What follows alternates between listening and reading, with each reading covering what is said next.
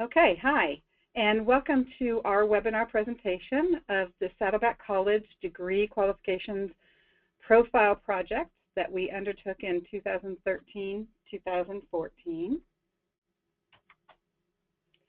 My name is Claire Cesario, and I'm also joined today by Heidi Ochoa. We are both members of the Educational Planning and Assessment Committee at Saddleback College.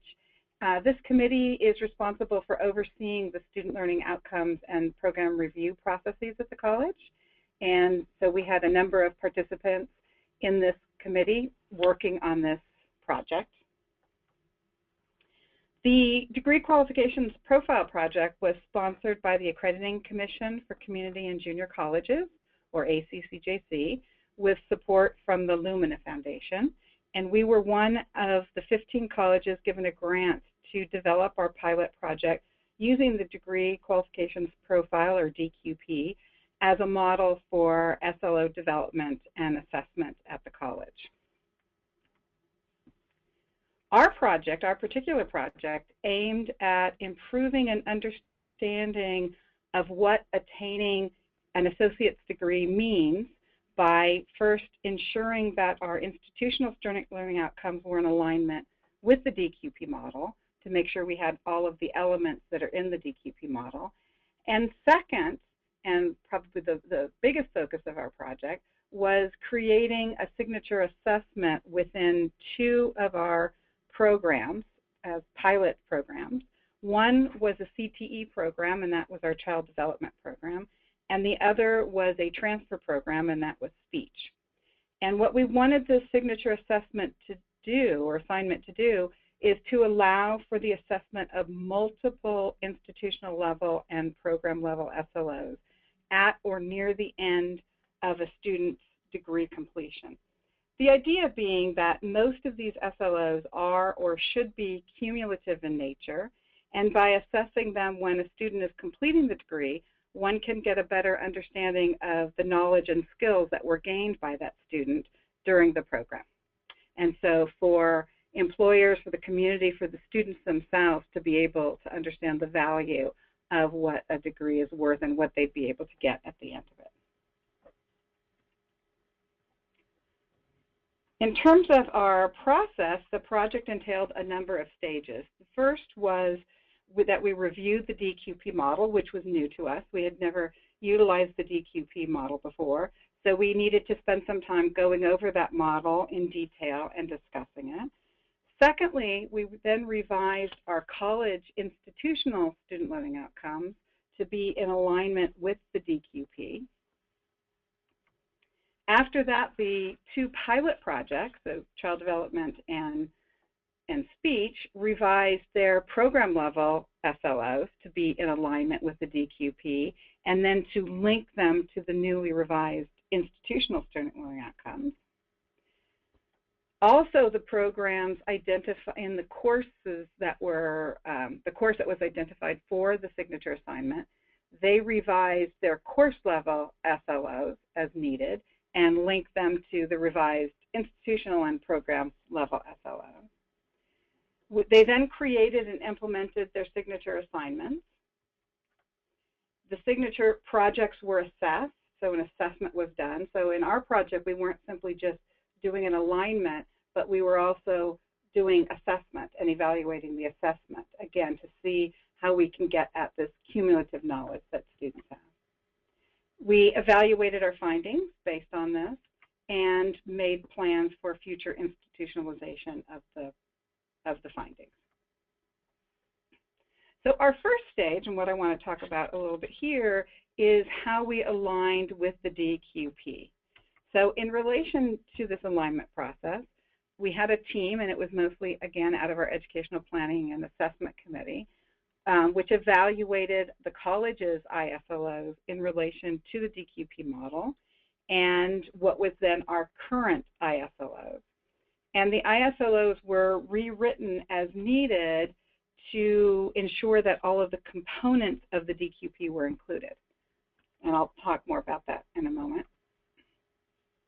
One of the things that we found is that the DQP incorporates what would be at our college both institutional student learning outcomes, or actually 3, institutional student learning outcomes, program student learning outcomes, and in some cases, course level student learning outcomes. So for example, we felt that the specialized knowledge portion of the DQP was solely done at the program level and not at the institutional level.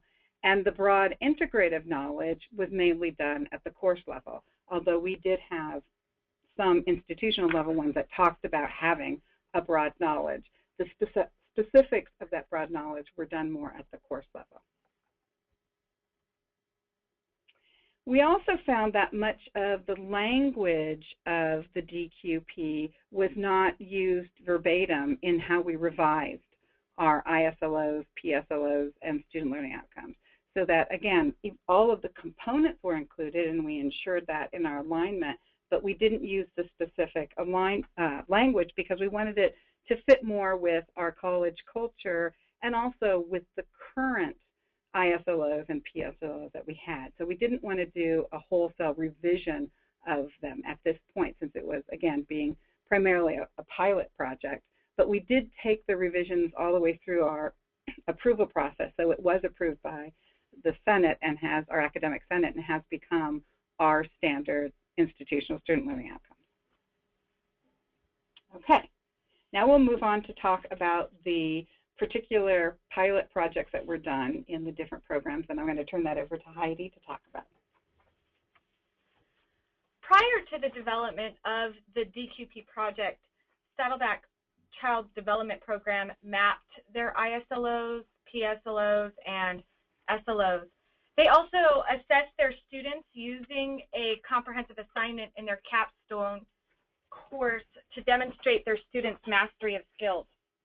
And this is one of the benefits of being a CTE program, is that students enroll in courses that are sequenced in such a way that instructors can directly identify gaps in student learning. The DQP project was useful, however, to the Child Development Program because it affirmed the design of their PSLOs and SLOs that were part of a larger statewide project. The DQP language that we implemented into the ISLOs were consistent with statewide trends affecting the Child Development Program. Additionally, aligning the PSLOs and SLOs with our newly formed ISLOs motivated the Child Development Department to identify more gaps.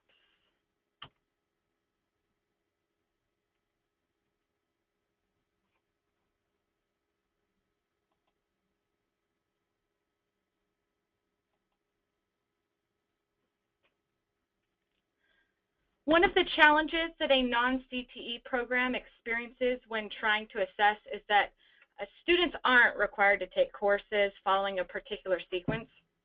This makes it difficult to directly assess when and in which course a mastery of skills occurs.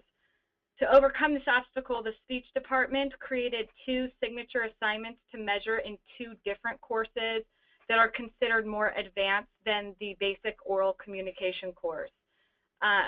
We also surveyed these students in these courses to determine what kinds of materials related to our PSLOs and had been obtained in other library, English, or speech coursework. Even then, we found it difficult to assume that the lack of competency in SLO areas could be attributable to the design of the courses these students took prior to the courses in which the DQP assignments were assessed, because students' career pathways are so different. From the DQP project, we learned that we may want to revise our PSLOs and SLOs to ensure that foundation discipline concepts are formally assessed and reiterated across the more advanced courses that we offer.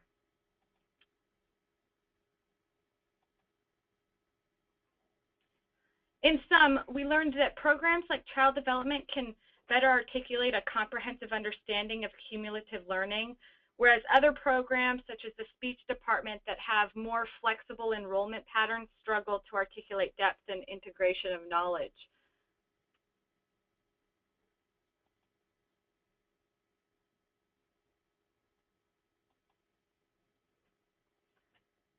To overcome that struggle, DQP participants plan to further investigate and implement capstone courses, projects, exit exams, and e-portfolios, which hold promise for obtaining a better understanding of how each student meets SLO expectations and how it is that they make meaningful degree experiences. Yeah, and I think, but just can maybe stop here a few minutes and talk a little bit about this. I think that was the major finding of our project, is that we need to institutionalize it at the community college level some way of getting at that cumulative learning. And so in the programs that do have capstone courses, that was easy, and some even have exit exams. So programs like nursing, for example, that have a big state exam that's done at the end, they can easily take all of their program and even the institutional SLOs and kind of incorporate them into a capstone project or this exit exam. But in programs that Heidi talked about, like the speech one, where you don't have a sequence or you don't have a course that everybody takes at the end of it, it's very, very difficult. And we have not at our college utilized e-portfolios, and so we're thinking about moving in that direction so that you can at least gather the information that a student has done. But it still doesn't get at that cumulative knowledge in the same way a capstone project would be. So perhaps institutionalizing some kind of capstone project, even without a capstone course, would be a way to do that. And I think that's one of the things that they did in speech, was to have the speech being something you would do at the end. And even though it was in one particular course, to maybe even have it be something that's done by all majors at the end of the time that they take all the courses that they need in order to get the degree. So there's such a variety of ways of attaining a degree out there that it's really difficult to get at that cumulative knowledge. So I think that's one of our biggest findings, was how we do that. And we don't have a complete answer to that. And that's what we hope to be doing in this coming fall, is to really have some seminars and workshops where we brainstorm with faculty here at the college and talk about ways to be able to do that at our college. In sum, Saddleback College's educational planning and assessment team used the DQP language to strengthen our institutional level outcomes. Then after revising, mapping, aligning, and assessing PSLOs and SLOs, the Child Development and Speech Department interrogated the value of our degrees. And we also, after having mapped SLOs and PSLOs, we were able to visualize how our programs support larger college goals. Yeah, one of the other things, did you want to finish? No, go ahead. Yeah, one of the other things we talked about too is having a way for students to be able to demonstrate to future employers perhaps some of the skills that they've attained. So to perhaps have some kind of a co-curricular or even a curricular transcript that isn't just your grades, but also a listing of the skills that you've attained. So to come up with some different ideas of being able to document what it is that you've gained as being a part of this degree program. And not really just being a part of a career pathway, but an academic pathway. Exactly.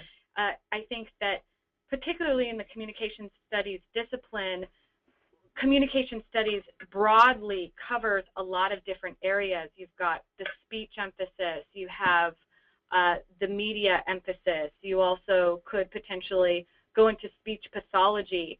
And so by having some sort of an e-portfolio or capstone experience where a student can actually demonstrate that they've covered a number of outcomes, it's possible that they can make themselves more marketable to those very particular communication studies designs at different colleges.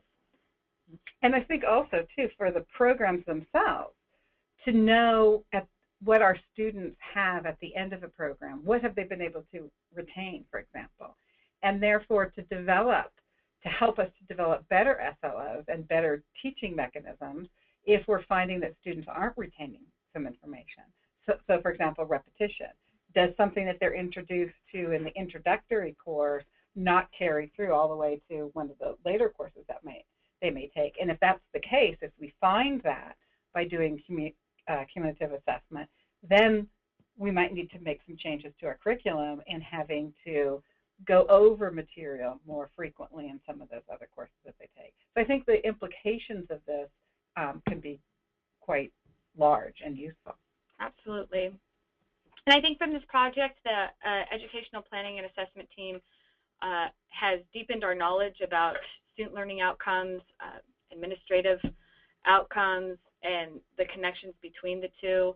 I think that we've also deepened our knowledge so that we can share it. Two members of the educational planning assessment team are me, the program review coordinator, and June Milovich, who is a child development instructor and the SLO coordinator. And we think that a lot of the discoveries that we've stumbled upon across this project are going to be meaningful in helping other faculty and programs steer themselves in a more productive and exciting direction.